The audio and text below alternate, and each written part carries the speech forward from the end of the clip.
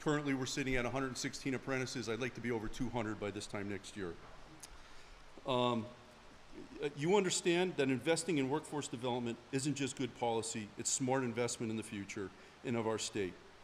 Here at the JATC, we train the next generation of highly skilled electricians, individuals who will go on to build, power, and maintain the critical infrastructure that our communities depend upon. Our apprentices leave here with the tools, the knowledge, and the confidence to succeed in a high-demand career, and none of that would be possible without strong partners like you. Your continued support for union labor, registered apprenticeships, and fair wages sends a clear message that hard work, quality training, and dedication to craft should be valued and rewarded. We're proud of what we do here, and we're proud of what you have done in our corner, fighting for policies that help programs like ours thrive. And Governor Shapiro, thank you again for your commitment to our mission, our members, and our future. We're grateful for your support, and we're honored to have you here today. And with that, I'd like to recognize the governor and introduce you to the podium. Thank you. Thank you. Thanks, John. Thanks, everybody. John, I'm proud of what you do, and I take great pride in seeing the pride and the joy that you and your members have in this critically important work to build up our communities, create jobs, create economic opportunity, and move this region and our entire Commonwealth forward. You are central to that, and I'm really grateful for your leadership. I think it's also a great story John has of being a union family. He is second generation here in this hall. His son is going to take up, the next generation. And I shared with John that my wife's grandpa was an IBEW member as well. So I don't have it in my family to the extent that John does, but I've got a little bit of IBEW in my family, and really cool for me to see from generation to generation this work continue.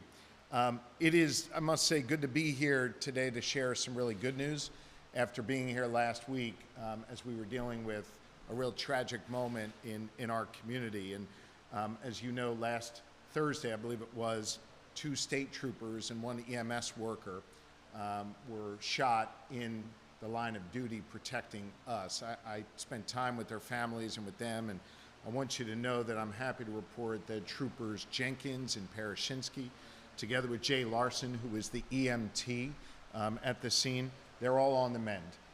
And I think they are better off because of the prayers of this community and the prayers of this entire Commonwealth who were there for them. And so just join me in continuing to pray for their well-being and pray for all of those who put on a uniform to keep us safe. We're really grateful to each and every one of them. But I wanted to be back here today with some good news, back here in Luzerne County, to see with my own eyes the important work that's happening here at IBEW Local 163's JATC Training Center. I enjoy visiting these training centers. It gives me a chance to see with my own eyes how folks are learning and how they're taking what they're learning in these classrooms, these hands-on classrooms here, and turning it into jobs and economic opportunity, not just for this Commonwealth, but the way they're powering the entire country. It was just a few weeks ago that I stood with John and some of your brothers and sisters from Local 163 to announce that Amazon would be making the largest private sector investment in the history of the Commonwealth of Pennsylvania, when they would be investing an initial, I want to stress the word initial, $20 billion to build data centers here in northeastern Pennsylvania, as well as in Bucks County, which is a community in southeastern Pennsylvania. As I said, this is the largest private sector investment in the history of our Commonwealth, and there is more to come. This is obviously a big deal for Local 163 and the hundreds of members that you represent, but it's also a big deal for this region. I whispered to my buddy Warren Faust on the way in that I remember talking to him a decade ago and hearing the pain in the voices of union leaders and union members, wondering if the jobs were ever going to come back, wondering if there was ever going to be a way to have a future for themselves and their children and their grandchildren here in their beloved northeastern Pennsylvania. I said I was going to work my tail off to fix that. And Warren and many of his members, they were rightfully skeptical because of the letdowns that they had experienced over so many years. but I think those letdowns now have turned to optimism about our future. Seeing that we are going to have 10,000 tradespeople work on just these initial data centers, with electricians among some of the leading trades doing this work. The prospect of even more of these types of centers coming online, this creates real economic opportunity in a region that desperately needed it. And so while I'm grateful that you're out training all the necessary people we need to build these data centers, I'm also grateful that you challenged me and others along the way to make sure that we could lift up this community and create an opportunity, like John talked about, to expand his membership and be able to have real growth in a community that needed it. And that growth, these jobs that we're creating, these are good paying jobs. John's journeyman level members are working at the Salem Township site, one of those first data centers. They're going to make more than $150,000 a year. That's real money. And I believe those numbers are only going to grow. That means not only more opportunities for John and for this local, but it's more opportunities for those individuals to be able to provide for their families, be able to provide a wage that puts food on the table, that lets them take that hunting trip, you know, once a year. And by the way, you can hunt on Sundays now, so that's a good thing. Lets them get out and buy that new car that they need. Whatever it is, the thing that their kid needs, they can provide for their families now thanks to this hall and thanks to the work that we're bringing back here, the highly skilled work that we're bringing back here to this community. I want to talk for a moment about that highly skilled work. A whole lot of work is happening in the classrooms here at this local. And I want you to know that the Commonwealth of Pennsylvania, as part of this deal, has invested $10 million, not in Amazon, but in workforce development right here in northeastern Pennsylvania and at the site in Bucks County in southeastern Pennsylvania. This is going to allow members to take advantage of these opportunities to get trained. I need to say a special thanks to Chairman Eddie Day Pashinsky. The $10 million that we were able to invest in workforce development for this deal happened because of Eddie's vote, literally the deciding vote in the House of Representatives. He's never forgotten his community, and he's never forgotten ways to bring home a dollar that actually leads to a tangible difference in our communities. So I need to take a moment to thank Representative Eddie Day Pashinsky for his leadership. Thank you, brother. Thank you. Thank you. I'm also grateful to Luzerne County Community College and all of the high schools and others that are working with us to begin to open up one's eyes to a future in the trades in high school and then through an apprenticeship and pre-apprenticeship program. You see, I believe that the people who show up in a hall like this deserve to be respected and deserve to have a pathway to success and opportunity in our Commonwealth. Do you know, on the first day of my administration, this is about 2.5 years ago at this point, the first thing I did as governor was sign an executive order doing away with the college degree requirement for over 90% of our state government jobs. That opened up nearly 70,000 jobs to people without a college degree. By the way, 2 years later, more than 60% of the people we've hired in our Commonwealth now don't have a college degree. Why did I do that? Because I think you have to respect all pathways to success and opportunity. We need to make sure that if you choose to go to the military, choose to go to a union hall like this, you choose to go to a college, whatever choice you make has to be treated with the same level of respect. We treat people with respect, not just with our words, but with our deeds, with our actions. And we talk about those actions. Today, our Commonwealth now invests 50%, 50% more in workforce development than the day I took office. Thanks to Eddie Day and others, we're investing $65 million more in the kind of learning that happens in a place like this. And we've got now the data to show that it is working. In just 2 years, the Commonwealth has created more than 165 new apprenticeships and pre-apprenticeships across our Commonwealth. 165 new ones in fields like welding and manufacturing, electrical work, transportation, and even in agriculture. And to boil this down even more to our fellow Pennsylvanians, More than 34,000 of our fellow Pennsylvanians have now been able to go through an apprenticeship program just over the last 2 years because Eddie and I and others came together on a bipartisan basis to make these investments. So gang, this isn't a theoretical conversation that Warren and I had 10 years ago. This is real stuff that's happening right now in our Commonwealth. And this IBEW hall is at the epicenter of that work, of treating everyone with respect, of investing in all different pathways to opportunity. This is happening now in Pennsylvania, and this is the center of where it's happening. I'm proud of the fact that the Commonwealth has invested $600,000 in this particular hall of learning to make sure that those apprentices have all they need to be able to learn. We're going to continue to invest more. We've also invested $900,000 to help Local 163 expand all their different apprenticeship programs, to hire 30 new apprentices into their electrical journeyman apprenticeship program. So we've made multiple investments, and we'll make more as John needs them to be able to keep up now with the demand. How about that? Keeping up with the demand in a community that for so long wasn't seeing that. This is an exciting time for this area.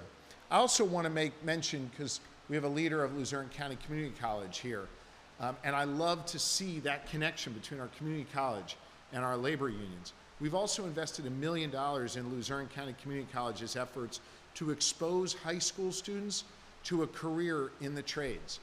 You know, one of the things I enjoy when I visit an apprenticeship hall like this, where the students are, John, is I'll wander over to a student. It always makes the leaders and the teachers a little nervous when I do this, but I ask them, how'd you get here? What was your journey? You know what a lot of them say to me? I didn't love high school. I didn't find it interesting, but I was told I had to go to college. So I went to college for a year or two. I didn't like that either. And then a buddy of mine told me to come down to this union hall down the street. And I always enjoyed working with my hands. I always enjoyed and understood how to do that work.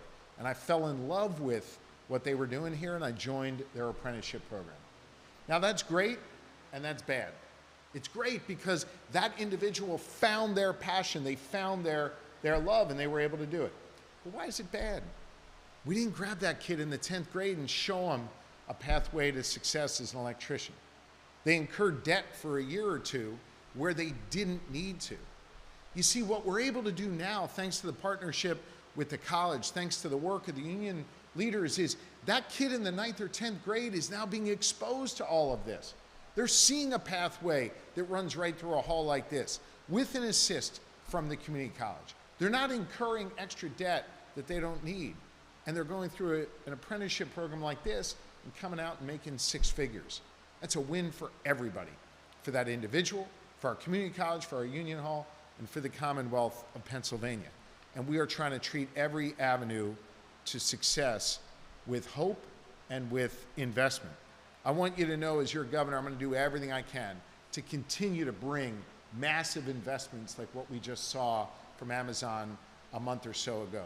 There will be more to come. I am prepared to make more announcements, likely within the next month or two, that's going to continue to change the game for the Commonwealth of Pennsylvania. Because we're harnessing our energy, because we're harnessing the best workforce in the entire country, because we're harnessing a great education system, because we're harnessing bipartisan consensus around investing in the trades and investing in the union way of life. Good things are happening again here in our Commonwealth. Pennsylvania is on the rise, and I couldn't be more proud to be your governor. I'm grateful for all that you are doing. I'm grateful you challenged me a decade ago to see how important it would be to rebuild this community, Warren, and that is exactly what we're doing. So to John and every member of this local, thank you. I believe in the work you're doing. To our community college partners, our chamber partners, and others who do this work, thank you. This is a team effort, it's a team game, and this team is winning again here in the Commonwealth of Pennsylvania. So I know I've just shared a lot of data points with you.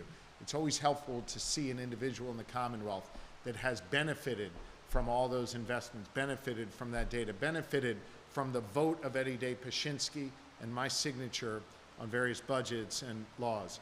And one of those individuals is Matt Atherton, a 5th-year IBEW Local 163 apprentice and I'm excited to have him join me here at the podium now. Thank you all very, very much. Matt, go Gavin. Thank you, everyone, for being here. I want to say thank you, Governor Shapiro, for approving those Sunday huntings. I look forward to enjoying them this fall. Good, good. You're going to have fun. Yeah, I'm looking forward to it. Governor Josh Shapiro, I want to thank you for your continued support in this local and the progress in building the apprenticeship opportunities into what we have today. The International Brotherhood of Electrical Workers and the Joint Apprenticeship Training Committee have been life-changing influences in my personal life and professional journey. Through their commitment to high-quality training, I gained the technical skills to excel in the electrical trade and also the discipline, awareness, and confidence needed to be the best in a demanding trade. The JATC's structured apprenticeship program has provided hands-on experience in the classroom, but it has also given me the opportunity to earn a living while working in the field along journeymen that have gone before me. Together, the IBEW and the JATC have empowered me to build a stable career, to support my family, and to take pride in being a part of a brotherhood dedicated to excellence and service. I would recommend the opportunity to join the JATC's apprenticeship program to anyone, whether you're just graduating high school or have been looking for a stable career and a change. With great competitive wages, good health insurance, and a retirement that is hard to beat anywhere. It's a great opportunity for anyone that likes working with their hands or someone who's like me and just isn't a great book learner. Again, I want to say thank you, Governor Shapiro, for being here with us today, and I would like to introduce Holly from Luzerne County Community College. Thanks. Good job. Well, good morning, I guess almost afternoon, and thank you, Matt, for sharing your experience, and thank you also to Governor Shapiro for your leadership and commitment to workforce development here in Pennsylvania. It's an honor to be here with you and so many of our partners who believe deeply in the power of education to change lives and strengthen our communities. As Vice President of Enrollment Management and Student Success at Luzerne County Community College, as well as the Vice Chair of the Greater Wyoming Valley Chamber of Commerce, I see firsthand how education and business must work together to build a strong workforce. Luzerne County Community College is the largest and most accessible college in northeastern Pennsylvania. We serve over 7,000 students across 8 locations, and we build real, tangible solutions to meet workforce needs.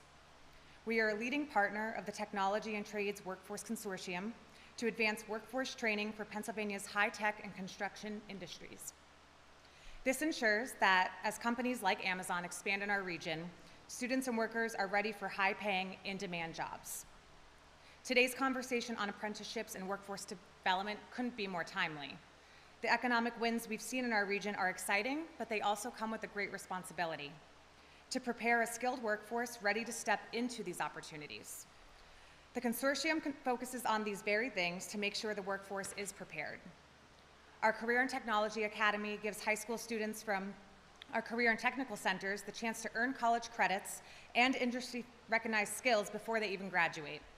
Thanks to a PDE dual credit innovation grant, tuition is covered for the students in the first 2 years of this program, removing one of the biggest barriers to opportunity.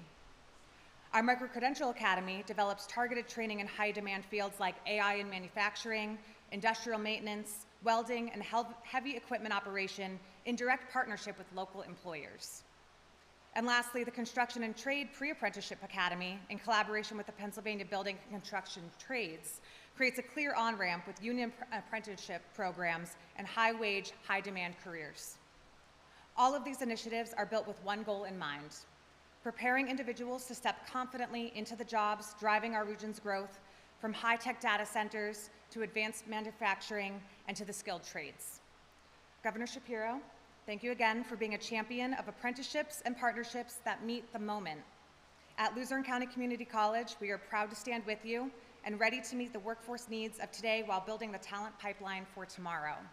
And now I would like to introduce my friend, the CEO and President of the Greater Wyoming Valley Chamber of Commerce, Lindsay Griffin Boylan. Thank you. Thank you. Thank you.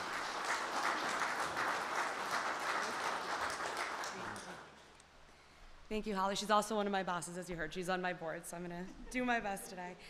Good afternoon, everyone. Today has been a very inspiring reminder of what's possible when we all work together to strengthen Pennsylvania's workforce. We've heard from leaders, educators, skilled trade professionals, and apprentices, wonderful comments, Matt, who all share a commitment to building opportunity and growing our economy.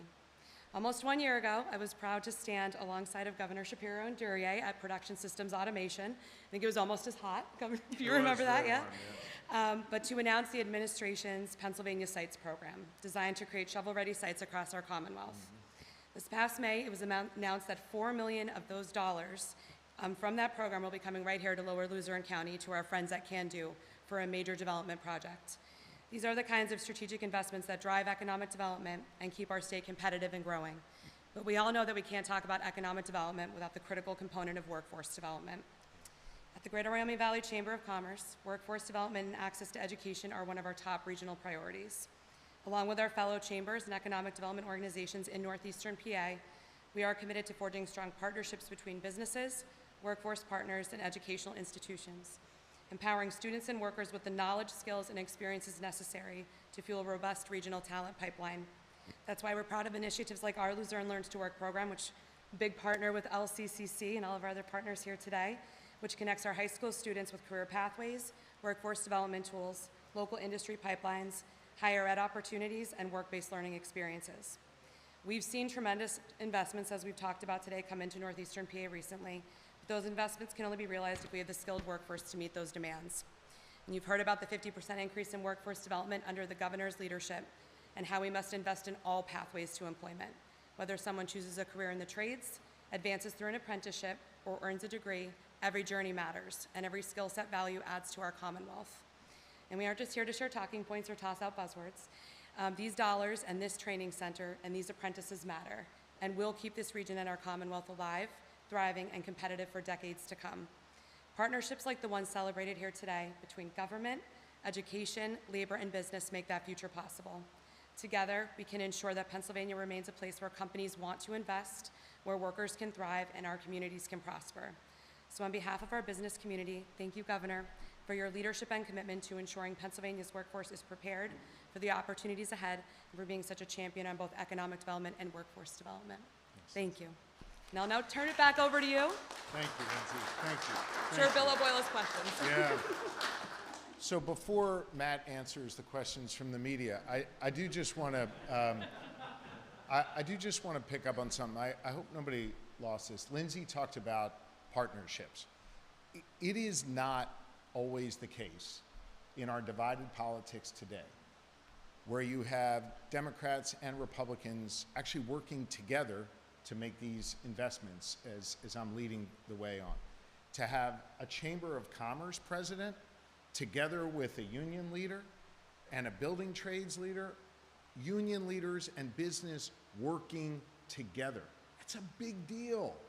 And I don't want anyone in this community to lose sight of the fact that everything is now connected. Our system of higher ed working with our K-12 system, our union leaders working together with our business leaders. Education is happening not just in a traditional classroom, but in a union hall like this. That's a big deal. And I don't want anybody to sleep on that partnership. That is something we've strived to create. It is working. And the reason we're able to land a deal like Amazon, largest private sector investment in the history of our Commonwealth, is because I can show them that these kinds of partnerships exist in our Commonwealth. And so I know the media is going to ask a whole bunch of questions here. We're happy to answer them, but I hope that does not miss your stories. I hope that doesn't miss your coverage of this. You should be proud of this Luzerne County community, this entire Wyoming Valley area. You guys got it together, and that's one of the reasons why I wanted to be here today. It's why I worked so hard to bring this Amazon deal here. You are prepared for the next level of success, and it's because of those partnerships that Lindsay was talking about. So thank you, and with that, happy to take some questions. Go ahead, Bill. Governor Local again. This is great, and we will not miss your points that you just made. That's a key point. Just speak up so I can hear you. Speaking of cooperation and partnerships, Yeah. This week you said that you're optimistic about getting the budget passed. Yes. I think there's a $3 billion difference between what the Republicans in the Senate have thrown back at you and what you would like to see it passed. How do you get through that $3 billion and how do you get a budget? Look, first off, you work tirelessly at it. I was in the Capitol yesterday talking to leaders. I was in Harrisburg this morning. I'm here with you now. I'm going to be on the phone with the leaders again this afternoon, and I assume throughout the weekend. My job is to try and bridge the gap between the Democrats who lead the House and the Republicans who lead the Senate. And look, Bill, we're governing in really polarized times where it's hard to find common ground between Democrats and Republicans. But we've proven here in Pennsylvania over the last couple of years we can do that. And we're going to be able to do it again. And we're going to do it in a way that funds our cops and funds halls like this and funds our schools and our roads, our bridges, our mass transit. We're going to find a way forward on that. I can tell you that the dialogue I'm having with Leader Bradford, who's the leader in the House, and Leader Pittman, who's the leader and chief negotiator in the Senate, they've been respectful. We understand the issues that divide us, and we're working, as I said, to narrow those differences. And we're going to keep pushing hard throughout the weekend and hopefully get this done soon. Thank you. Yeah, Governor Shapiro, Joe Mason from WVRE.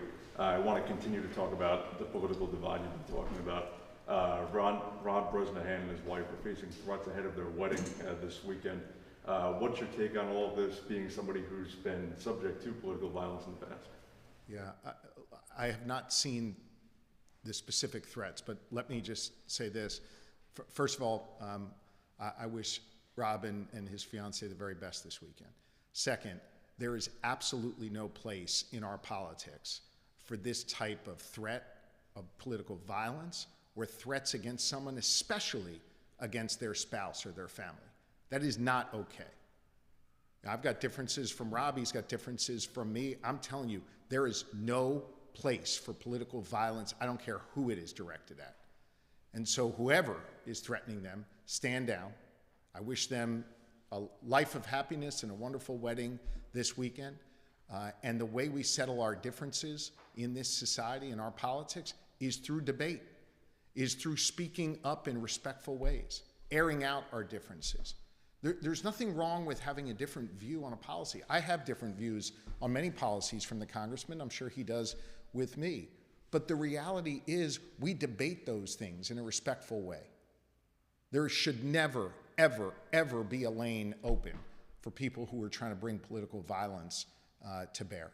My family and I have been victims of that with the firebombing of the governor's residence about 3 months ago. Thank God for the first responders that saved our lives. There's no place for that against me. There's no place for that against a congressman. There is no place for that in our society. Thank you. Governor, you've expressed concern about the acquisitions of hospitals for obvious reasons over the last couple of years. Last week you got a letter, the board of Wilkes-Barre General Hospital sent you a letter expressing concerns about the deal between Community Health Systems and the Tenor Health Foundation. I wonder if you had a chance to read that letter, look into what the concerns are and what your take on that matter is, whether or not you favor that acquisition. Look, my team and I have been very involved in the healthcare delivery system here in northeastern Pennsylvania. We're aware of the challenges at CHS, and we want to make sure that it remains a viable healthcare institution, accessible healthcare for all people in this region. We're exploring a number of different options there to be able to have stable healthcare options for this region going forward. What we're seeing in general across our Commonwealth are too many rural hospitals that are either closing or on the brink of closure. And by the way, that law that they passed in Washington is only going to make it worse. We've got about 25 rural hospitals that will likely have to shutter because of how Washington took away Medicaid dollars from them. So I'm very, very concerned. We're working very hard to create a stable answer there. And at the same time, we're working with a bipartisan group of lawmakers. Representative Pashinsky supports this, to try and get private equity out of our healthcare system, because I think that has created too many opportunities for healthcare institutions to be run in the ground. The most recent example of that in Delaware County with Crozier, which was forced to shutter because private equity sucked all the money out of the healthcare system, lined their private equity pockets with profits, and left the community reeling without a hospital. So what we're trying to do is balance all of that, remove the threat of private equity from crashing our healthcare systems, deal with what Washington just did to us by making things harder for rural healthcare workers and rural healthcare delivery, and create a sustainable solution in this region for that particular hospital. I believe we can get there, and we're going to continue to work with all of the different parties to get there. I also need to thank Representative Kozarowski, who's been a real leader on this. She's sort of been, and this is with all respect to Chairman Paszynski, who's also been around the table, but she's been a particular leader on this, and we're really grateful to her. Does this proposal look viable? Sorry, I didn't hear Does you. this proposal look viable? We're working through some of the details. I don't think it's helpful to kind of get into the specifics in this setting, but I can tell you that it is occupying a significant amount of not only my time, but my staff's time as well. Ben Freeman, Fox 56. On data centers, many are concerned about the energy they use, the noise they create, and the environmental toll they take on the land. For people that are living near these proposed data centers, what would you say to someone with these concerns? Okay, so let's walk through each of those concerns. First, on the energy side, Pennsylvania is a net energy exporter. What that means is we actually produce more energy than we use. And we have the capacity to produce even more energy, and I think we should. When we produce more energy, we create more freedom and more economic opportunity. That's what led me to working with Constellation to turn back on what was formerly known as 3 Mile Island, to generate new nuclear clean power there. It's what's leading us to work in a place like Homer City, which is in the more western part of our Commonwealth, where we're converting an old coal-fired power plant utilizing natural gas to create more energy. You've seen conversions like that happen here in northeastern Pennsylvania. So we can create more energy, which does two things. Number one, it allows for a data center company like AWS to make a $20 billion investment and to be able to create jobs, 10,000 trade jobs in this community. That's great. And it allows us to protect consumers who aren't going to see rising costs on their electrical bill because of a development like this. You try and develop something like this in another state, they're pulling energy from consumers. We can create more. By the way, in addition to that, you'll remember as governor, I led the way for multiple states by suing PJM. That's the entity that provides power to multiple states. It's the grid operator, if you will. I sued them because they were going to jack up prices on consumers. And as a result of that, we probably staved off about $25 to $30 billion in increased costs for consumers. So on the energy side, we have to produce more energy. We can produce more energy, and that allows us the flexibility to create the jobs and protect consumers and not see their costs go.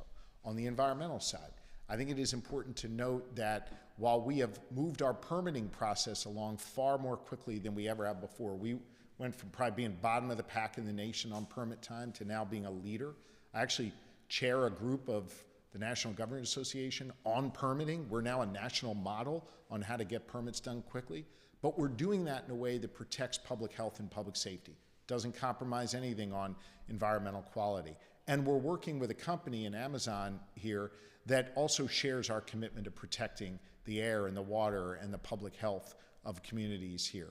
Finally, the local communities, so Salem Township and those other areas that are going to house these data centers, they still have a say, right? So they're still involved in this process with us, and they've been unbelievably constructive and helpful in making sure that the particular interests of their municipality, their locality, are going to be heard. And Amazon has been a wonderful corporate partner in that front. So we're going to protect our air, we're going to protect our water, we're going to protect the interests of the local community. We're going to generate more energy, which is going to be good to create jobs and be able to protect consumers. And I believe that finally, we don't have a choice. And let me explain what I mean by that. AI is going to be developed. And the question is whether America is going to win the race to develop AI or whether China is going to win the race to develop AI. I do not want China to beat America in this. I think America stands in a unique position to be able to win this and protect our national security interests.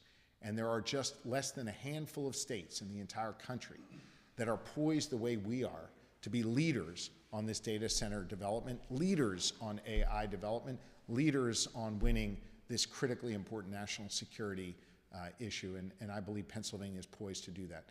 Our steel, our coal helped power the world. We were the arsenal of democracy. So much of that came from this region. This is the next frontier, and this region will again lead us forward. Anything else? Okay. One more question. There's concerns in the southern end of the county about a 12-mile-long transmission line from PPL. That the concern is that it's being driven by this need for AI data centers, and the concerns are that it's disrupting a rural way of life down there. You know, what do you tell your constituents in that area that are concerned about the power line and you know, losing a rural nature of life? Yeah, look, again, the zoning there is going to be much more of a local issue than for us. We will be happy to talk to PPL about making sure they're working with the community to hear their concerns. Obviously, you know, we need transmission lines. Obviously, we need to make sure we can get power from point A to point B. But I think there's always a way to do it that not only puts these guys to work, but puts them to work in a way that doesn't upset their neighbors, right? And their communities that they live in as well. I think we can do that, and we'll be happy to follow up with PPL on that. All right? Yeah, sure. Treasurer Stacey Garrity teased a run for governor yesterday in Pittston. Just wanted to hear your thoughts on about potentially running against her. Yeah, I mean, look, the Republicans are going to deal with their intramural fight. I'm not going to get into their parlor games. You know what I'm going to do? I'm going to keep creating jobs here in the Commonwealth of Pennsylvania. I'm going to fund our kids' schools. I'm going to make sure that we have more cops on the beat, and I'm going to focus on doing my job of bringing Republicans and Democrats together to get stuff done. That's my focus. They can focus on their political games all they want. Okay? Thank you.